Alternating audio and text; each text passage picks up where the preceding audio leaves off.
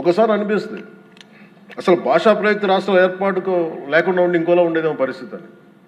మన అన్ని రాష్ట్రాలకి దేశం మొత్తం మీద మనకి జాగ్రఫీలు మార్చి మన జాగ్రఫీని తుడిచిపెట్టేసుకుని అటు ఇటు ఇంకా కొట్టుకుంటా ఉన్నాం.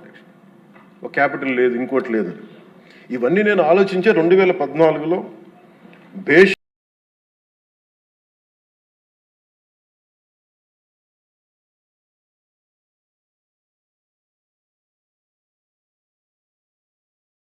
షరతుగా ఎలాంటి కండిషన్స్ లేకుండా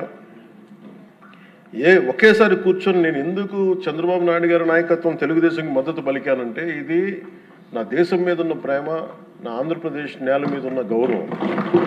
ఇది ఎందుకంటే ఆయన లాంటి వ్యక్తి ఒక 4 దశాబ్దాల అనుభవం ఉన్న వ్యక్తి, నాయకుడు. ఆయన లాంటి వ్యక్తి చేతిలో ఆంధ్రప్రదేశ్ ఉంటే చాలా బాగుంటుంది. వారు నిర్ణయం తీసుకున్నారు అమరావతి రాజధానిగా ఉండాలి అని.